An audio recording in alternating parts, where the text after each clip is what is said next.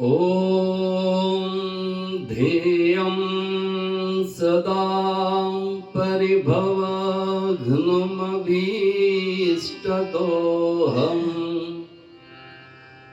तीर्थास्पदं शिववीरं चिनुतं शरण्यं भृत्यार्तिहं प्रणतपाल्भवाब्धिपोतं वन्दे महापुरुषते चरणारविन्दम्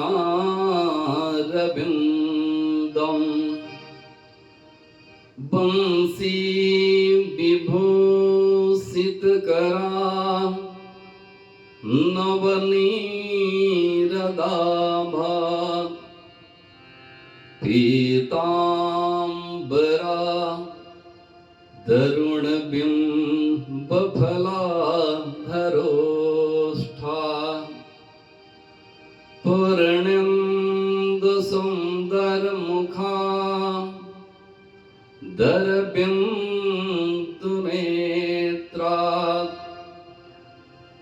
कृष्णात् परं किमपि तत्त्वमहं न जाने नारायणं नमस्कृत्य नरं चैव नरोत्तमं देवीं सरस्वतीं व्यासं ततो जयमुदीरयेत् श्री सीतानाथ समारंभा श्रीरामानन्दार्य मध्यमा अस्मदाचार्यपर्यन्तां वन्दे श्रीगुरुपरम्पराम्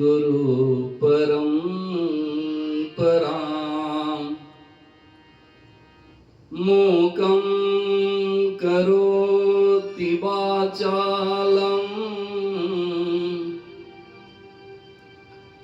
पङ्गुं लङ्घयते गिरिं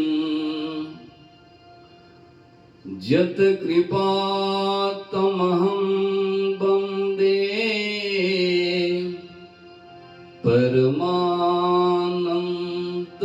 परमानन्दमाधवम्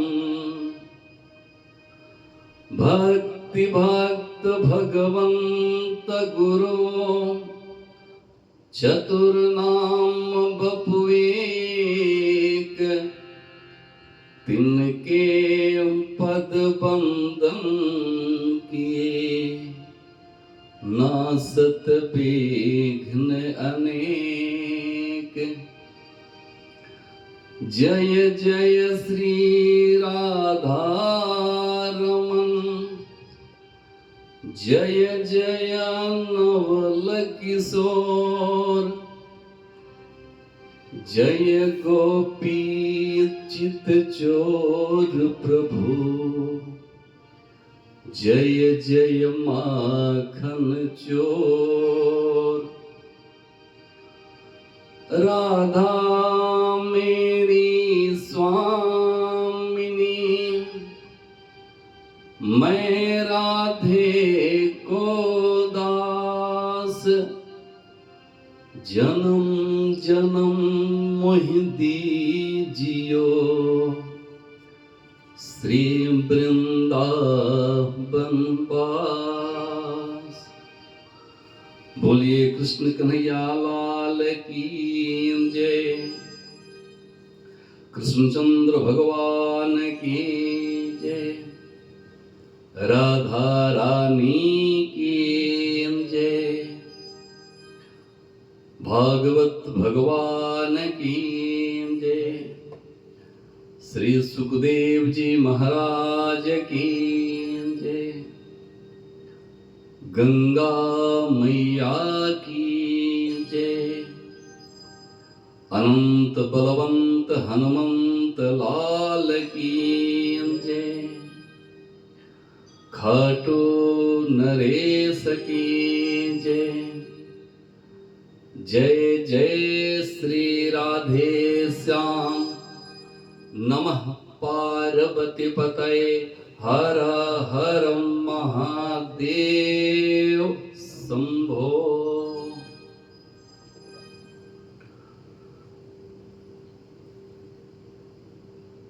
परम मंगलमय परात्पर परम अखिलेश्वर प्रभु श्री हरि की वांगमयी प्रतिस्वरूपा श्रीमद् भागवत महापुराण सप्ताह ज्ञान यज्ञ कथा का आज पंचम दिवस है। ठाकुर जी की जब असीम कृपा होती है तभी जाकर के जीव को श्रीमद् भागवत कथा भगवान की महिमा सुनने का मौका मिलता है। भगवान की कृपा से अभी तक का जो समय, अभी तक का जीवन बढ़िया बीता। ठाकुर जी ऐसी कृपा करेंगे कि आगे का भी समय बढ़िया बीतेगा। और कथा की मर्यादा के अनुकूल कथा श्रवण करने से पहले भगवान के पवित्र नाम से हम लोग अपने मन और वाणी को, हम लोग अपने चित्त को पवित्र करेंगे, तभी जाकर के भगवान की कथा हम लोगों के चित्त में, हम लोगों के हृदय में प्रतिष्ठित होगी। खूब प्रेम से भगवान नाम संकीर्तन। मुकुंद माधव गोविंद बोल, केशव माधव हरि हरि बोल। मुकुंद माधव गोविंद बोल, केशव माधव हरि हरि बोल। मुकुंद माधव गोविंद बोल, केशव माधव हरि हरि बोल। हरि हरि बोल प्यारे हरि हरि बोल। हरि हरि बोल प्यारे हरि हरि बोल। हरि हरि बोल प्यारे हरि हरि बोल। हरि हरि बोल प्यारे हरि हरि बोल। मुकुंद माधव गोविंद बोल, केशव माधव हरि हरि बोल। मुकुंद माधव गोविंद बोल, केशव माधव हरि हरि बोल। मुकुंद माधव गोविंद बोल, केशव माधव हरि हरि बोल। मुकुंद माधव गोविंद बोल, केशव माधव हरि हरि बोल। हरि हरि बोल प्यारे हरि हरि बोल। हरि हरि बोल प्यारे हरि हरि बोल। हरि हरि बोल प्यारे हरि हरि बोल। हरि हरि बोल प्यारे हरि हरि बोल। मुकुंद माधव गोविंद बोल, केशव माधव हरि हरि बोल। मुकुंद माधव गोविंद बोल, केशव माधव हरि हरि बोल। मुकुंद माधव गोविंद बोल, केशव माधव हरि हरि बोल। केशव माधव हरि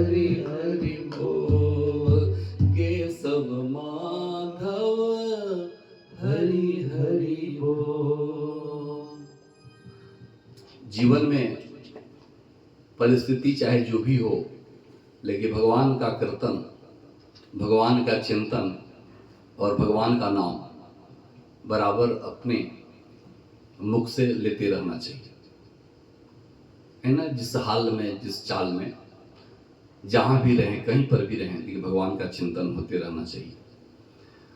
कल की कथा में हम लोगों ने श्रवण किया कि ठाकुर जी का प्रागट्य मथुरा में कंस के बंदी गृह में, जेल खाने में ठाकुर जी का प्रागट्य हुआ और वसुदेव जी लाला को सूप में लेटा करके, सूप में लेटाए और सर पर उठाए और जमुना जी पार करके नंद भवन में आ गए हैं। और नंद भवन में जैसे आए वैसे नंद बाबा का जो महल का जो दरवाजा था वह अपने आप खुल गया और वसुदेव जी लाला को सुला के, जैसे जसोदा मैया के पास में वहाँ पर एक कन्या जन्म ली थी, तो वसुदेव जी लाला को सुला के और लाली को उठा के वापस से उसी में रखे, उस सूप में या जो भी टोकरी में रखे और रख करके वापस, भगवान की ऐसी कृपा हुई कि वसुदेव जी को जाने में और आने में कोई विशेष समय नहीं लगा, तुरंत गए और तुरंत आ गए। और जैसे वसुदेव जी आए कंस के बंदी खाने में, वैसे एक एक करके जो कपाट था, एक एक करके दरवाजा बंद होने लगा और जैसे माँ देवकी के पास पहुंचे वैसे ही उनकी जो हाथ पैर की जो हथकड़ी बेड़ी थी अपने आप फिर उनके हाथ पैर में लग गई। अब इसके बाद से हम लोग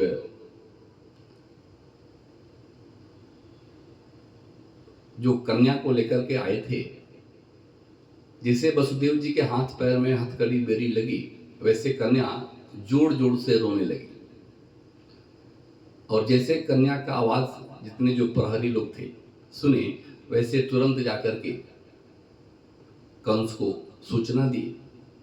कंस दौड़े दौड़े आया, आकर के तुरंत उस कन्या को उठाया और हाथ में उसका पैर पकड़ करके जैसे आकाश में घुमाने का प्रयास किया, वैसे जो कन्या थी तुरंत उसके हाथ से छूट करके और अष्टभुजी देवी के रूप में प्रकट हो गई। भगवान की जोग माया थी और तुरंत प्रकट होकर के बोली कि कंस तुम मुझे क्या मारेगा, तेरा मारने वाला तो कहीं प्रकट हो चुका है। इतना कहते ही कह करके और वह देवी वहां से अंतर्ध्यान हो गई। कंस बोलते रह गया, पूछते रह गया कि देवी जी बताइए मेरा जो काल कहाँ जन्म लिया है, कहाँ प्रकट लिया है। देवी जी बोली कि इर्द गिर्द में ही कंस तुम्हारा काल प्रकट हुआ है, पता कर। इतना कह करके देवी जी वहां से चली और आकर के विंध्याचल में विंध्यवासिनी देवी के नाम से वहां स्थापित हो गई। उसके बाद से हम लोग विंध्यवासिनी देवी के नाम से उस देवी को हम लोग जानते हैं, उनकी पूजा करते हैं। बोलिए प्रेम से विंध्यवासिनी मैया की जय। उसके बाद से कंस को दया आ गई और देवकी और वसुदेव को कंस मुक्त कर दिया। मुक्त इसलिए कर दिया कि जो आठवां संतान जो प्रकट होने का था वह जन्म ले लिया, तो बहन को देख करके उसको दया आ गई, तो वसुदेव और देवकी को कंस वहीं मुक्त कर दिया।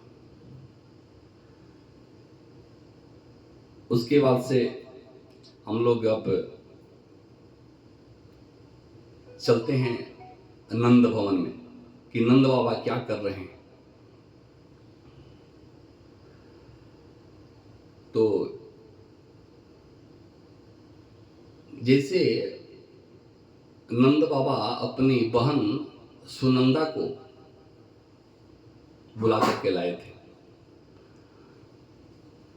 नंद स्वात्मज उत्पन्ने जाता लादो महामना।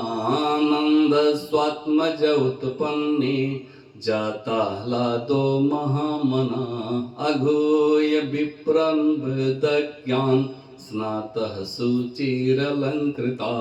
अहोय विप्रंबदज्ञान स्नातः सुचिरलंकृता। जाकर के सुनंदा अपने भैया को आवाज दी, भैया भैया हो गया हो गया। नंद बाबा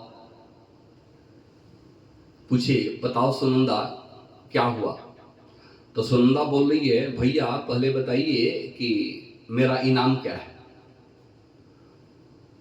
नंद बाबा बोले, बहन इनाम की चिंता छोड़ो, तू जो चाहेगी जो मांगेगी मैं तुमको सब कुछ दूंगा। पहले तू बता कि क्या समाचार लाई है। तो बहन बोली, नहीं भैया पहले आप बताइए कि मेरा इनाम क्या है। नंद बाबा इतना खुश हुए कि तिजोरी की जो चाबी थी तुरंत सुनंदा को पकड़ा दी।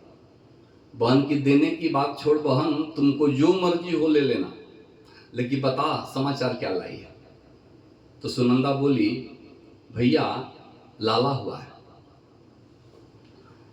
नंद बाबा बड़ी खुश हुए, आकर के देख रहे हैं तो माँ जसोदा के गोद में नीलमणि के समान छोटा सा नन्हा बालक किलकारी मारते हुए हंस रहा है। बड़ी खुशी हुई पूरे गोकुल में। तुरंत नाई को बुलाए, नाई आया और पूरे नाई को बुलाकर के पूरे गोकुल में नंद बाबा दुहाई लगवा दी और सब लोग मिलकर के सब लोग आए। कल हम लोग भी उत्सव मनाए थे और यह उत्सव चला, उन्हें कम से कम 5 दिन तक यह उत्सव चला। रोज सब लोग मिलते थे मिलकर के और लाला का खूब उत्सव गाते थे। जैसे सुनी गोपियां, सब गोपियां सज धज के और 84 गज का लहंगा बनवाई थी। सब अपना 84 गज का लहंगा पहन करके सब गोपियां आ रही है और नंद बाबा के महल में जातो हलादो, ऐसा लग रहा है कि कोई बच्चा नहीं हुआ है, साक्षात आनंद ही मूर्तिमान बनकर के प्रकट हो गया है। इतना उल्लास है नंद भवन में। और सुखदेव जी बोल रहे हैं कि सुखदेव जी व्यास जी 18 श्लोक में इस उत्सव का वर्णन किए हैं। इस उत्सव का बखान व्यास जी 18 श्लोक में किए हैं। मानो कि श्रीमद् भागवत गीता का जो 18 अध्याय में जो तत्व है वह तत्व 18 श्लोक में व्यास जी ने लिख दिए हैं। और यह जो मूर्तिमान, यह जो शिशु है, यह आनंद का ही स्वरूप है। साक्षात आनंद ही नंद भवन में आज प्रकट हुआ है। जाता हिला दो, साक्षात मूर्तिमान। इस खुशी में नंद बाबा क्या किए कि विप्रान आहुय, बहुत सारे ब्राह्मण को बुलाए। कैसे ब्राह्मण को बुलाए? सारे ब्राह्मण वेद पाठी थे। अलग अलग चारों जो वेद हैं, चारों वेदों का अलग अलग विद्वान ब्राह्मण बुलाए और सभी ब्राह्मण आकर के स्वस्तिवाचन बोलते हुए और नंद नंदन का जात कर्म संस्कार किए। कैसे हम लोग स्वस्तिवाचन बोलते हैं? ओम स्वस्ति न इंद्रो वृद्धस्तर्वाः स्वस्ति नः पूषा विश्ववेदाः स्वस्ति नस्तार्क्ष्यो अरिष्टनेमिः स्वस्ति न बृहस्पतिर्दधातु। ऐसे करके जितने जो वेद के ब्राह्मण थे, सभी ब्राह्मण अलग अलग वेद के मंत्रों से मंगल पाठ किए और नंद बाबा सभी ब्राह्मणों को बहुत सारे गाय का दान किए, हजारों गैया दिए। श्रीमद् भागवत में वर्णन है कि इस जात कर्म में ब्राह्मणों को नंद बाबा ने 2 लाख गाय का दान किया। नंद बाबा के पास 9 लाख गाय थी। 9 लाख गाय में से 2 लाख गाय का दान ब्राह्मणों को नंद बाबा ने कर दिया। और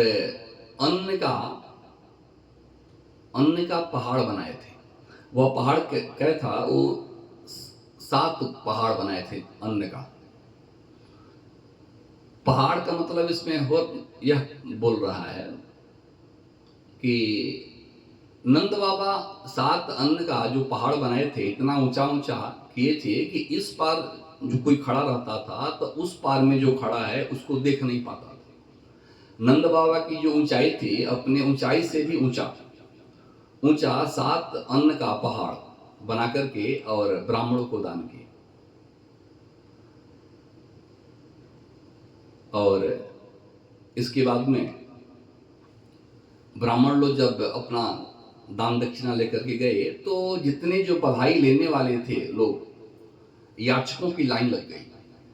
सभी याचक नंद बाबा के यहाँ आ रहे हैं और नंद बाबा खूब उत्साह से, खूब खुशी से जितने जो याचक हैं, जितने जो मांगने वाले आए हैं, या और खुशी से सबको लुटा रहे हैं। बोल रहे हैं कि जिसको गाय चाहिए गाय ले जाए, जिसको अन्न चाहिए अन्न ले जाए, जिसको बर्तन चाहिए, जिसको सोना चांदी चाहिए सोना चांदी ले जाए। नंद बाबा के दरवाजे से किसी दरवाजे पर पीतल का बर्तन बंट रहा है, किसी दरवाजे पर चांदी का बर्तन बंट रहा है, किसी दरवाजे पर सोना का बर्तन, सोना का सामान बंट रहा है। एक ने पीतल का बर्तन लेकर के जा रहा था, तो रास्ते में एक दूसरे से जब मुलाकात हुई तो उससे एक पूछ रहा है, क्या रे तुमको क्या मिला? एक बोला कि मुझे तो पीतल का बर्तन मिले। दूसरा बोला नहीं, मुझे तो चांदी का बर्तन मिला। तो जिसको पीतल का बर्तन मिला था उस बर्तन को, उस सामान को वहीं रख दिया और रख करके वापस दौड़े दौड़े आया। अब पूछा कि चांदी वाला कहाँ मिल रहा है? तो बोला कि 2 नंबर गेट पर चांदी का बर्तन मिल रहा है। तो दौड़ करके 2 नंबर गेट पर गया, वहां जाकर के वह चांदी का बर्तन लेकर के घर आया। रास्ते में एक और मिला, उससे पूछा तुमको क्या मिला रे? वह बोला मुझे सोने का सामान मिला। यह कहाँ मिल रहा है? तो वह बोला यह 3 नंबर गेट पर मिल रहा है। वह चांदी का जो सामान लिया था, चांदी का सामान सब वहीं रख दिया और वहीं रख करके भागे दौड़े फिर आया और 3 नंबर जब गेट पर गया तो वहां देखा कि वहां सोने का जो सामान मिल रहा था, वह सामान लेकर के जितने जो याचक थे अपने अपने घर गए। सुखदेव जी इसका वर्णन कर रहे हैं कि गोकुल में लग रहा है कि नंद बाबा के आसपास साक्षात श्रीमती लक्ष्मी जी अपनी कृपा बरसा रही है। जहां देखिए वहीं पर सोना चांदी, हीरे मोती जवाहरात वैसे बिखरे पड़े।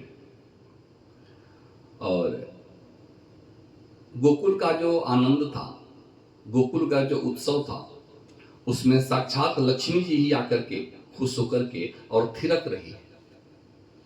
सुखदेव जी ऐसा वर्णन किए हैं, परीक्षित को सुना रहे हैं यह कहानी। सुखदेव जी बोल रहे हैं परीक्षित, यह विचार करके, यह सोच करके, कल्पना करके इतना मन को खुशी मिलती है जिसका बखान जितना भी किया जाए कम है। नंदो महामनास्तेभ्यो वासो लंकार गोधनम सोतम आगाय बंदेभ्यो यन्यो विधुपजीविनः। रोज उत्सव मन रहा है। इसी उत्सव के बीच में नंद बाबा को कर चुकाना पड़ता था, कारण कि नंद बाबा के पास 9 लाख गाय थी, तो कंस ने उनके ऊपर टैक्स लगा दिया था। कर लगा दिया था। तो नंद बाबा को याद आया कि जो कर देने का, जो टैक्स चुकाने का जो समय था वह बीता जा रहा है। तो तुरंत नंद बाबा जितने जो गोप थे, गोप ग्वाल सबको बुलाए और बुला करके बोले कि देखो, मुझे महाराज कंस को कर चुकाना है। उनका जो कर चुकाने का समय बीत रहा है, इसलिए आप लोग खूब आनंद करो, खूब उत्सव मनाओ। लेकिन मैं जा रहा हूँ मथुरा जाकर के और महाराज कंस को जो कर चुकाना है, जो टैक्स देना है, दे करके मैं आता हूँ। तब तक तुम लोग उत्सव खूब मनाना, लेकिन मेरी लाला का ध्यान रखना। जितने जो गोप थे सब लोग बोले कि नंद बाबा आप चिंता मत करिए, हम लोग उत्सव भी मनाएंगे और लाला का ध्यान भी रखेंगे, हम लोग सब कुछ संभाल लेंगे, आप आराम से जाइए और टैक्स दे करके आइए। नंद बाबा सबको समझा करके मथुरा चले गए। मथुरा जाकर के गोपान गोकुल रक्षायाम निरूप्य मथुरांगतः नंदः कंसस्य वार्षिक्यम करम दातुम कुरुद्भवः। जैसे मथुरा में जाकर के कंस से मिले, कंस से दंड प्रणाम हुआ। कंस पूछा, क्या बात है नंद बाबा, इस बार आपको कर चुकाने में लेट क्यों हो गई? तो नंद बाबा इतना खुश हैं कि बोले कि महाराज आपके आशीर्वाद से और ब्राह्मणों के आशीर्वाद से मुझे पुत्र की प्राप्ति हुई है। उसी पुत्र के प्राप्ति की उत्सव मना रहा था, उसी में मैं आपको कर देना भूल गया। कंस सुनकर के बड़ी खुश हुआ, बोला कि नंद बाबा आपको इस उम्र में पुत्र की प्राप्ति हुई है? हाँ महाराज, आपका ही आशीर्वाद है, आप ही के आशीर्वाद से मुझे पुत्र की प्राप्ति हुई है। कंस बोला ठीक है, बुढ़ापा में भी हुआ, चलो। कंस से जब नंद बाबा बातचीत कर रहे थे तो इस मुलाकात को, इस बातचीत को वसुदेव जी देख रहे थे। वसुदेव जी को चिंता हो रही थी कि अभी से कंस अपने जितने जो क्रूर राक्षस हैं सबको बोल कर रखा है कि अभी से 1 महीना पहले तक जो बच्चा जन्म लिया है उससे सभी बच्चों को मार दो। ऐसे अपने राक्षसों को आदेश देकर के कंस भेजा है। सभी राक्षस मथुरा मंडल के इर्द गिर्द सभी जगह घूम रहे हैं और मेरा जो लाला है, मेरा लाला हम नंद बाबा के घर में छोड़ करके आए हैं और नंद बाबा मथुरा में घूम रहे हैं। जैसे कंस और नंद बाबा की मुलाकात पूरी हुई, नंद बाबा जैसे वहां से निकले, तुरंत वसुदेव जी नंद बाबा से मिले और मिलकर के दोनों की हालचाल हुई और वसुदेव जी पूछ रहे हैं, कहो नंद बाबा क्या हालचाल? नंद बाबा वसुदेव जी का हाल पूछे। वसुदेव जी बोल रहे हैं कि नंद बाबा मुझे सब कुछ पता है कि आपको बुढ़ापे में पुत्र की प्राप्ति हुई है, लेकिन आप कैसा मित्र हैं कि आप मुझे खबर नहीं दिए। नंद बाबा बोले कि मैं आपको इसलिए कोई सूचना नहीं दिया मित्र कि मुझे भी पता है कि आपका 8 पुत्र हुआ और सभी पुत्रों को कंस ने हत्या कर दिया। तो यह सोच करके मैं बहुत दुखी हुआ और अब मेरा जो पुत्र हुआ, इस पुत्र का सूचना मैं आपको नहीं दिया। कोई बात नहीं नंद बाबा, लेकिन नंद बाबा आपको पता है मैं बहुत बड़ा ज्योतिषी हूं। वसुदेव जी बोल रहे हैं, मैं ज्योतिष का जानकार हूं और आपके ललाट की रेखा बोल रही है कि आपके यहाँ बहुत बड़ा संकट आने वाला है। वसुदेव जी यह बात अंदाज में नंद बाबा को बोले। नंद बाबा जब यह बात को सुने तो घबरा गए और तुरंत वहां वसुदेव जी से मिलकर के और जल्दी जल्दी गोकुल आने लगे। जैसे उधर में नंद बाबा वसुदेव जी मिलकर के बातें कर रहे हैं, इधर में पूतना गोकुल में घूम रही है।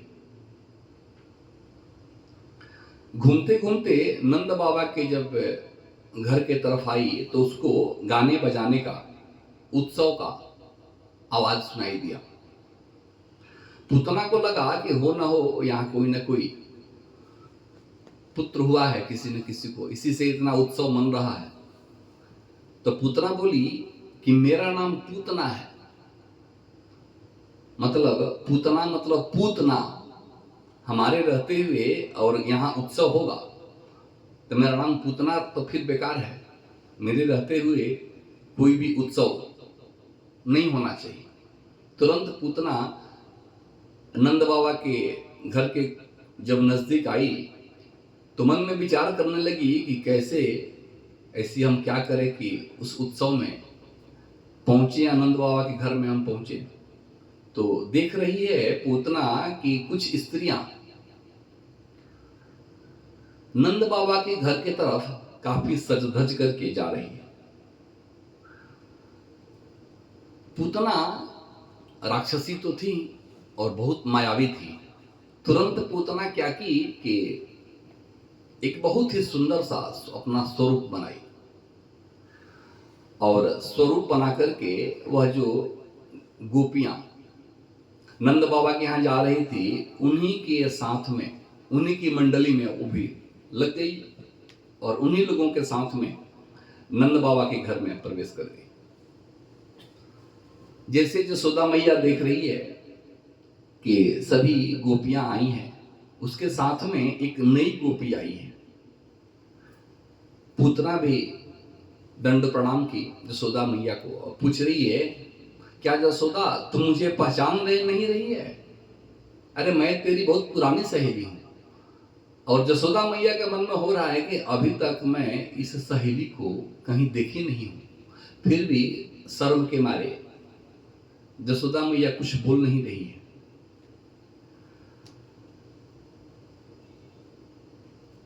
तुरंत जैसे तैसे समझा बुझा करके और यह पूतना बोल रही है कि जसोदा तेरा लाला कहाँ है? मैया बोल रही है कि सखी मेरा लाला अभी सो रहा है, देखो वहीं उस पालना में लाला सो रहा है, लेकिन तू जाकर के मेरे लाला को आशीर्वाद दो, लेकिन लाला को जगाना मत। पूतना बोली नहीं नहीं बहन, बेटा सो रहा है उसको हम क्यों जगाएंगे। और वहां गई, जाकर के लाला के सर पर हाथ फेर रही है और हाथ फेर करके लाला को तुरंत अपने उठा ली और उठा करके तुरंत आकाश मार्ग में उड़ गई और उड़ करके हरि जगाम शरणम मुत्पातागम संकितः कंसेन प्रहिता घोरा पूतना बालघातनि शिशुंसकार निगनन्ते पुरग्रामं प्रजाधीशुः। उसका काम ही था पूतना का कि नगर में घूमना, बच्चों को चुराना, चुरा करके बच्चों को मार देना।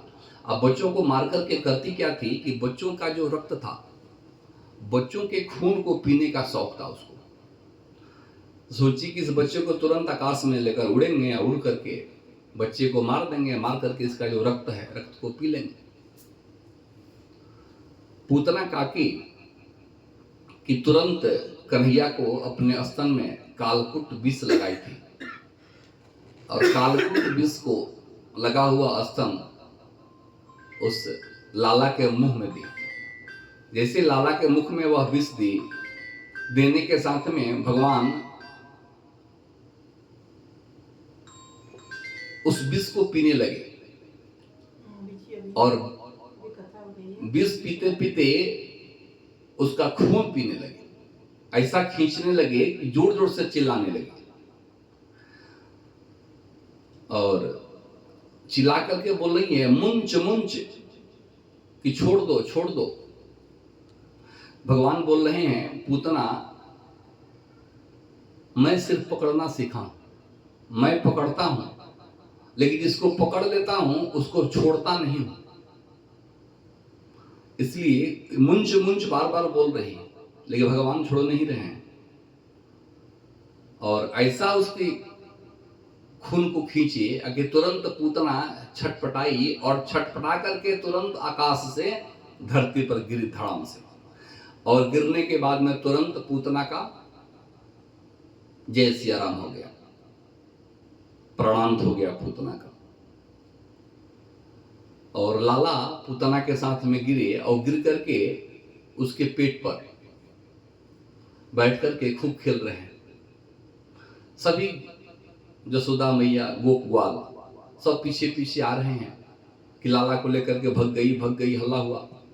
आकर के देख रहे हैं कि वह पूतना गिरी हुई है और पूतना इतना विशाल थी कि वह 6 कोस में गिरी और 6 कोस में गिरी तो जितने 6 कोस में जो पेड़ पौधा था सारे वृक्ष टूट गए। नंद बाबा मथुरा से मिलकर के आ रहे हैं, जैसे आए वैसे गोप ग्वाल जितने थे सब बोले क्या हालचाल। तो सब लोग बोले कि हालचाल तो बाद में पूछिएगा, देखिए अभी पूतना मरी हुई है। नंद बाबा बोले पूतना कैसे मर गई।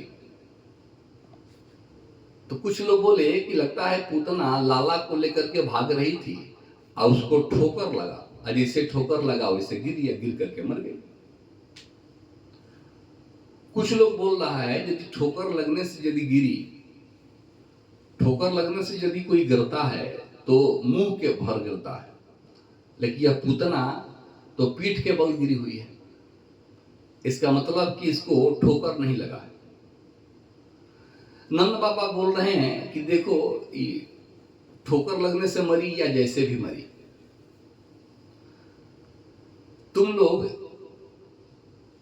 इसको ठिकाने लगाओ। तो नंद जितने जो गोप ग्वाल बोले इसके लिए क्या करें हम, तो बोले कि सब लोग अपने अपने घर से जो भी काटने वाला जो है हथियार लाओ, ला करके इसको काटो और काट करके इसमें इसको जला दो, आग लगा दो। तुरंत सब लोग आए, नगरवासी सब अपना अस्त्र लेकर के आए और सबके उसके जो शरीर का 27 टुकड़ा की और 27 टुकड़ा करके और उसमें आग लगा दिया सब। तो भगवान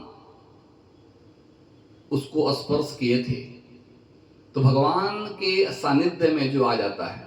पूतना तो मारने की इच्छा से आई थी ना, लेकिन पूतना काम तो माँ वाला की थी। किसी बच्चे को कोई माँ ही दूध पिला सकती है। पूतना मारने की इच्छा से भगवान को दूध पिलाई, लेकिन भगवान इतने दयालु हैं, ठाकुर जी इतने दयालु हैं कि पूतना के सारे अपराध को माफ कर दिए और पूतना को माँ वाली सदगति दी। बोले कि पूतना चाहे जैसी भी थी लेकिन मुझे दूध पिलाई है।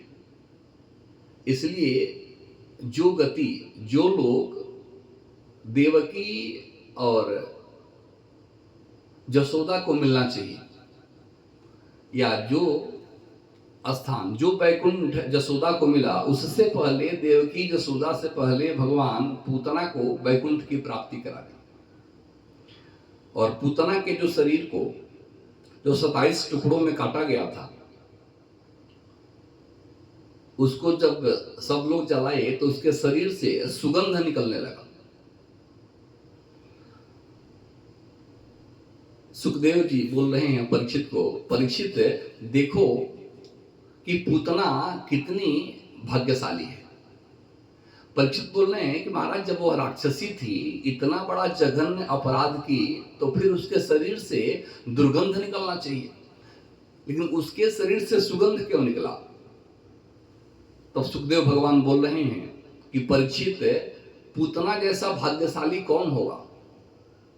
जो भगवान को मारने के लिए आई थी, हमारे ठाकुर जी इतने दयालु हैं कि पूतना को भी मोक्ष की प्राप्ति हुई। अब भगवान के स्पर्श से पूतना का शरीर जब जला, उसके शरीर से सुगंध आने लगा, वह सुगंध सभी दिशाओं में फैलने लगा। हमारे ठाकुर इतने दयालु हैं, मेरे ठाकुर जो हैं इतने कृपालु हैं।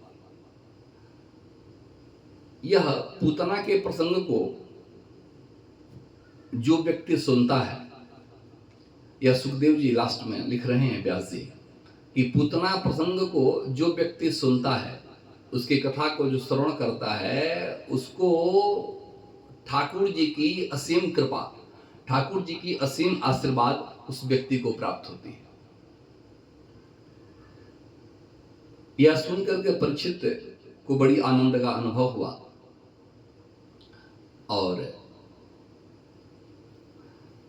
तुरंत जसोदा मैया भगवान को लिए गोद में उठाई।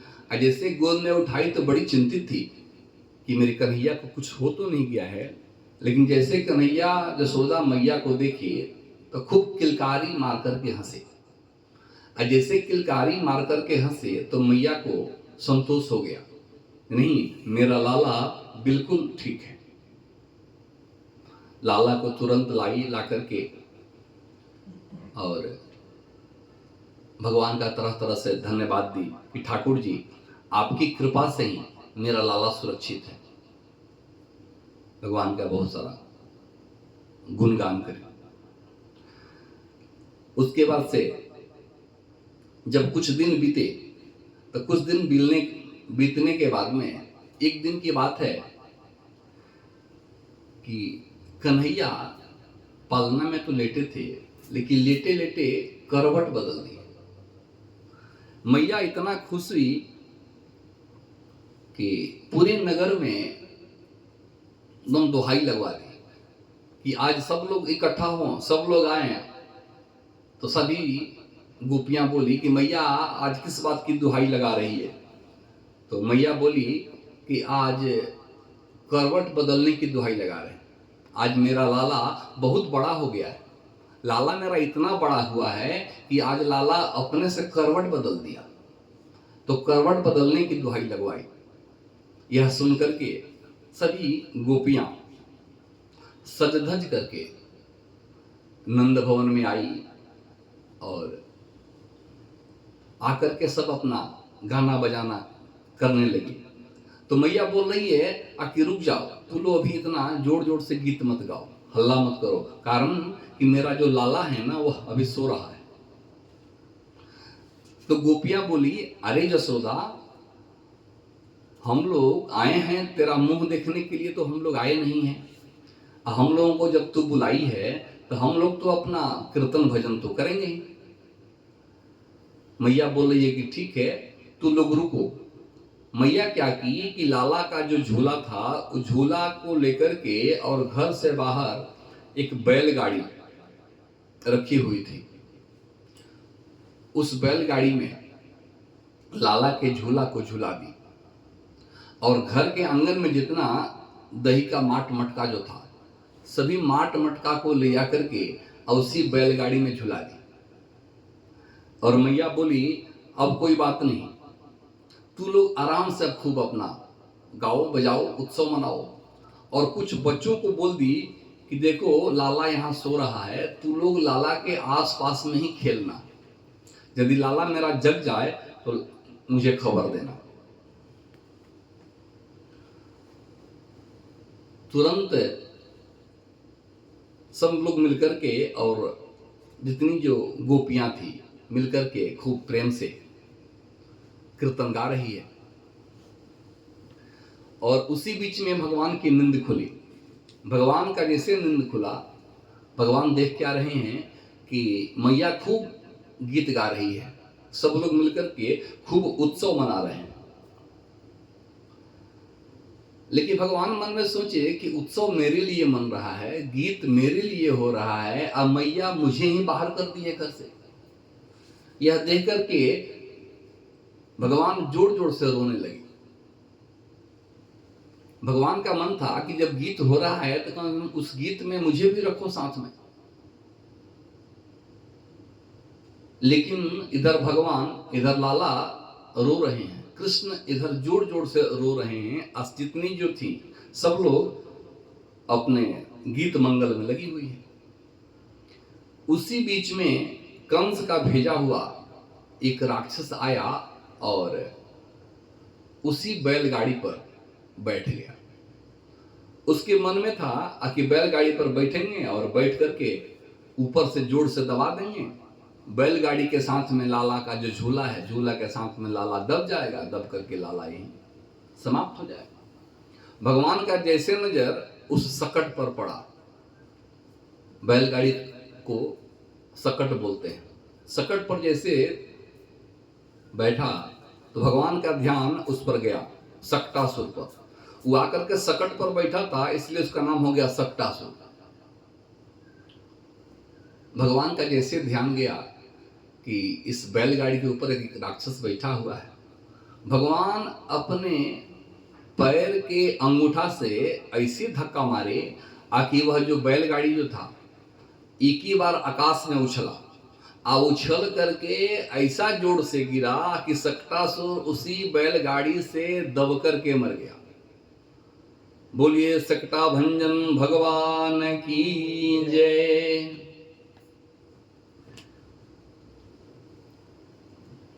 बोलिए वृंदावन बिहारी लाल की जय।